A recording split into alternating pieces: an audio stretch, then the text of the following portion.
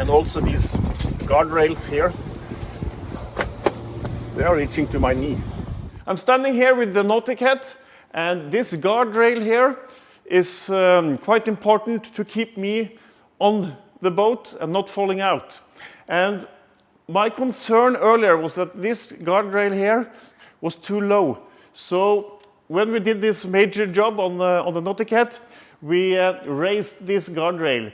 So now this guardrail is about 25–50% higher than the original, and it will keep me on the boat and make this boat a safer boat.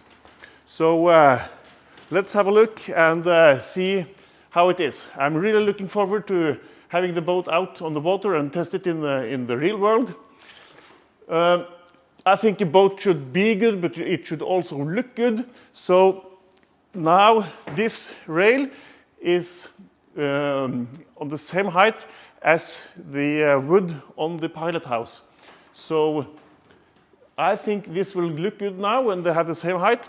And I've tried to walk between the rail and the pilot house, and it works fine.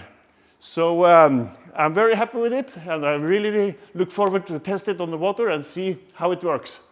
So let's jump on board and see how it looks like from inside.